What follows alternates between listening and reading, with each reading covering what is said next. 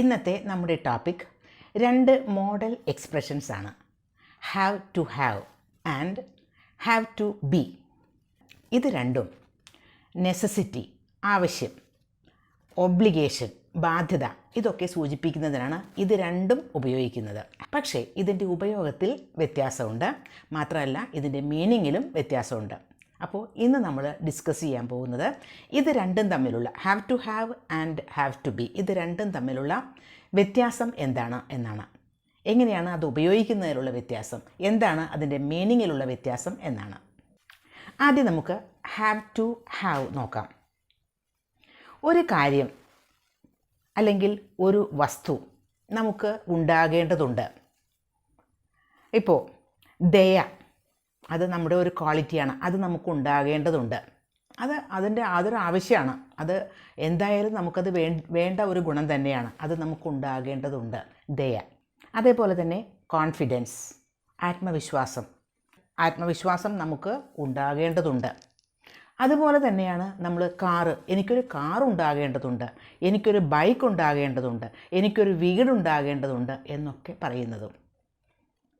അപ്പോൾ അങ്ങനെയുള്ള കാര്യങ്ങൾ വരുമ്പോൾ നമുക്ക് ഈ ഹാവ് ടു ഹാവ് എന്ന ഒരു എക്സ്പ്രഷൻ ഉപയോഗിക്കാം. ഇപ്പോൾ എനിക്ക് ഒരു കാർ ഉണ്ടാകേണ്ടതുണ്ട്. I have to have a car.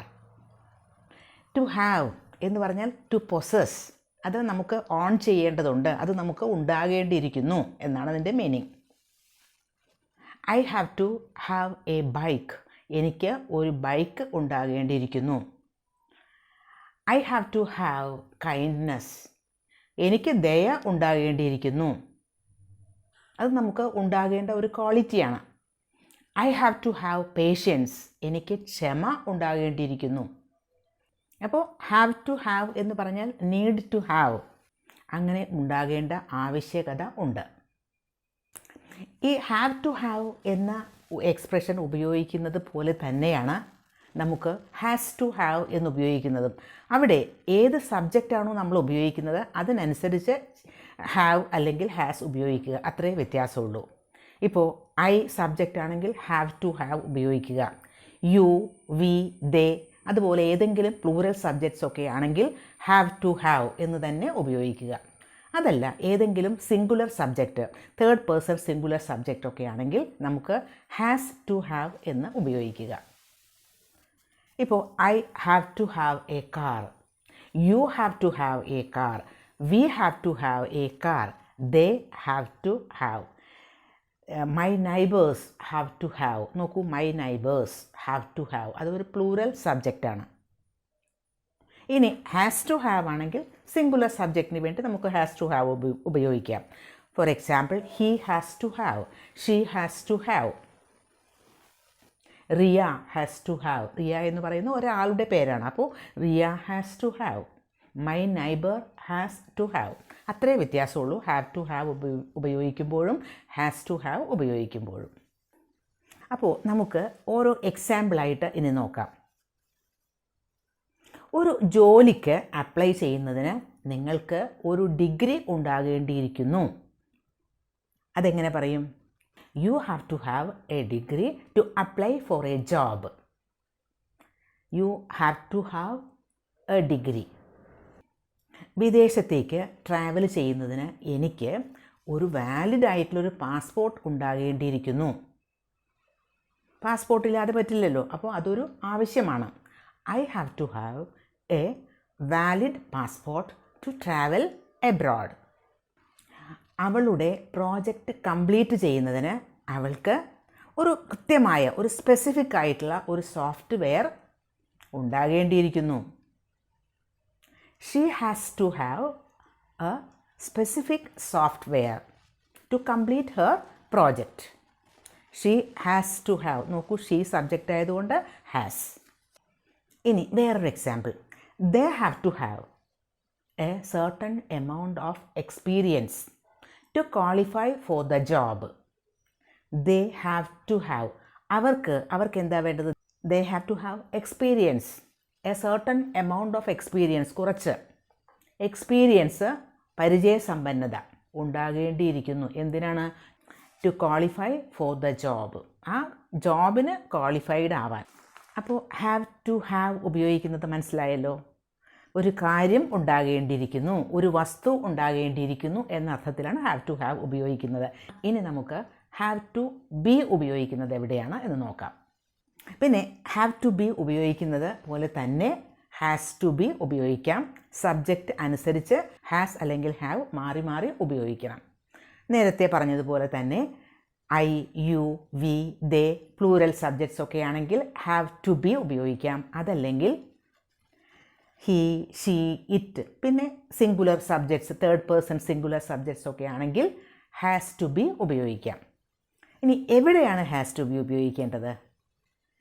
ഒരു കാര്യം നമ്മൾ അങ്ങനെ ആകേണ്ടിയിരിക്കുന്നു, നമുക്കൊരു കാര്യം ഉണ്ടാകേണ്ടിയിരിക്കുന്നു എന്നല്ല, അങ്ങനെ ആകേണ്ടിയിരിക്കുന്നു. ഫോർ എക്സാമ്പിൾ, നമ്മൾ ധൈര്യശാലി ആകേണ്ടിയിരിക്കുന്നു. We have to be Brave.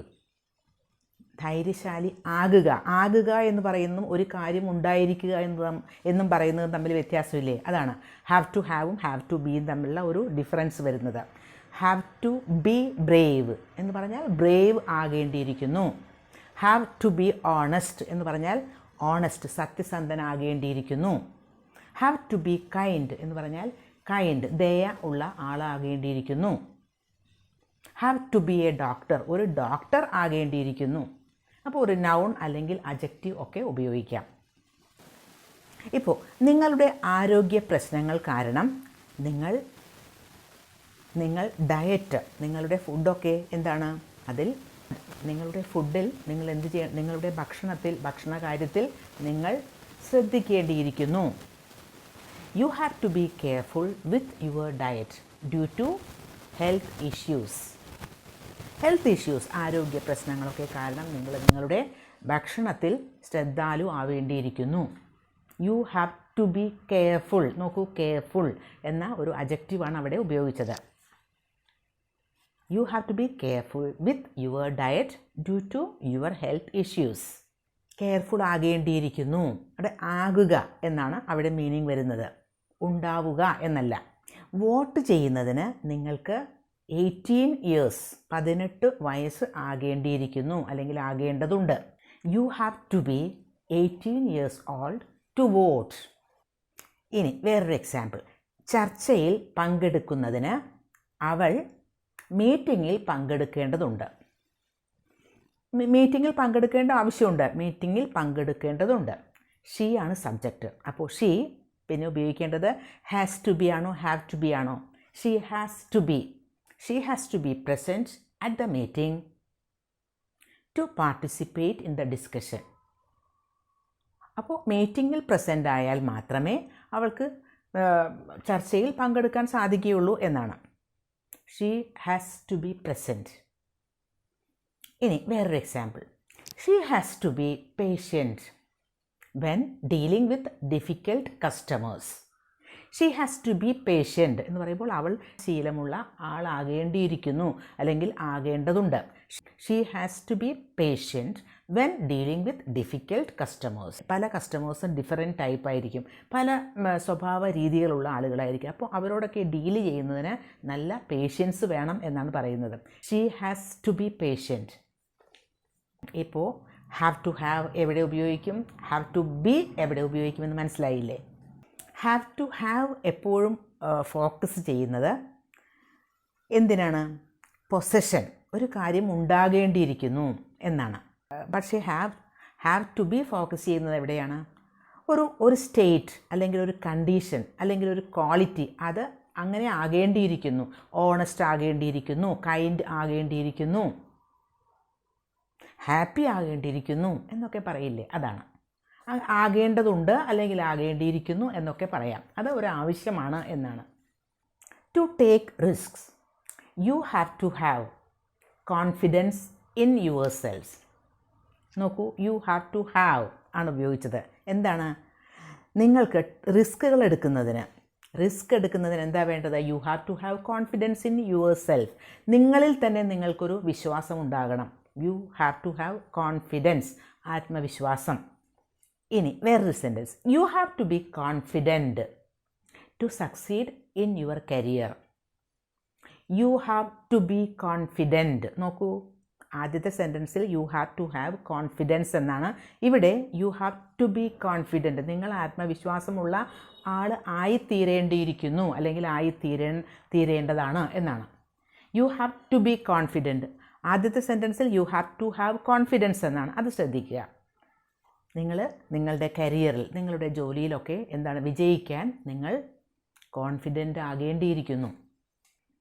U have to have ഉപയോഗിക്കുമ്പോൾ അവിടെ ഒരു ഓബ്ജക്റ്റ് വരുന്നുണ്ട്. You have to have a car ഓബ്ജക്റ്റാണ്. You have to have confidence. നിങ്ങൾക്ക് കോൺഫിഡൻസ് ഉണ്ടാകേണ്ടിയിരിക്കുന്നു. അപ്പോൾ കോൺഫിഡൻസ് എന്നുള്ളത് അവിടെ ഒരു ഓബ്ജക്റ്റാണ്. പക്ഷേ you have to be kind, you have to be good എന്നൊക്കെ പറയുമ്പോഴോ അവിടെ ഒരു ഓബ്ജക്റ്റ് ഇല്ല. അത് സബ്ജക്റ്റിനെ തന്നെയാണ് ഫോക്കസ് ചെയ്യുന്നത്. സബ്ജക്റ്റ് അങ്ങനെ ആകേണ്ടിയിരിക്കുന്നു എന്നാണ് പറയുന്നത്. ഇനി കുറച്ച് ക്വസ്റ്റ്യൻസ് കൂടി നമുക്കൊരു എക്സസൈസ് പോലെ ചെയ്ത് നോക്കുമ്പോൾ അത് വളരെ കൃത്യമായിട്ട് ഈ യു ഹാവ് ടു ഹാവ് അതുപോലെ ഹാവ് ടു ബി അതിൻ്റെ ഉപയോഗം മനസ്സിലാവും. Has to be or have to be. The teacher patient with the students. ഇവിടെ ഹാസ് ടു ബി വേണോ ഹാവ് ടു ബി വേണോ എന്ന് ഒന്ന് ആലോചിക്കൂ. The teacher has to be ആണ് വേണ്ടത്. കാരണം ദ ടീച്ചർ എന്ന് പറയുമ്പോൾ ഒരു സിംഗുലർ സബ്ജക്റ്റാണ്. Next sentence, the candidates fluent in English. ഇവിടെ ദ കാൻഡിഡേറ്റ്സ് എന്നാണ് സബ്ജക്റ്റ്. അപ്പോൾ പ്ലൂറൽ സബ്ജക്റ്റാണ്. അപ്പോൾ നമുക്ക് വേണ്ടത് have to be. He blank come to handle stress. ഇവിടെ ഈ ബ്ലാങ്ക് സ്പേസിൽ വേണ്ടത് ഹാസ് ടു ഹാവ് ആണോ ഹാസ് ടു ബി ആണോ എന്ന് ഒന്ന് ആലോചിച്ച് നോക്കൂ. He has to be calm എന്നാണ് വേണ്ടത്. Has to be calm. Stress handle ചെയ്യുന്നതിന് വേണ്ടി അദ്ദേഹം ശാന്തനായി ഇരിക്കേണ്ടതുണ്ട്. ഹി ഹാസ് ടു ബി ആണ് ഇവിടെ വേണ്ടത്. She blank a doctor to treat her illness. അവൾ അസുഖം ട്രീറ്റ് ചെയ്യുന്നതിന് ഒരു ഡോക്ടർ ആകേണ്ടിയിരിക്കുന്നു. ഒരു ഡോക്ടർ ആകേണ്ടതുണ്ട്. She has to be a doctor.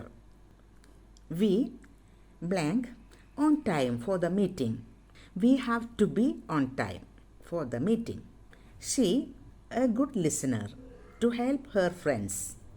She has to be a good listener to help her friends. To succeed, you blank confidence. To succeed, you have to have confidence. Confidence ഉണ്ടാകേണ്ടിയിരിക്കുന്നു എന്നാണ് അവിടെ meaning. അപ്പോൾ have to have. To drive a car, you blank a valid licence. Car ഓടിക്കുന്നതിന് ഒരു valid ആയിട്ടുള്ള ഒരു licence ഉണ്ടാകേണ്ടതുണ്ട്. ഇവിടെ have to have. The students a laptop for the exam. എക്സാമിന് വേണ്ടി സ്റ്റുഡൻസിന് ഒരു ലാപ്ടോപ്പ് ഉണ്ടാകേണ്ടതുണ്ട്. The students have to have. The company blank a licence to operate. Company operate ചെയ്യുന്നതിന് ഒരു ലൈസൻസ് ഉണ്ടാകേണ്ടതുണ്ട്. The company has to have A licence to operate. അപ്പോൾ ഈ ലെസൺ നിങ്ങൾക്ക് യൂസ്ഫുൾ ആയിട്ടുണ്ടാകും എന്ന് തന്നെ കരുതുന്നു.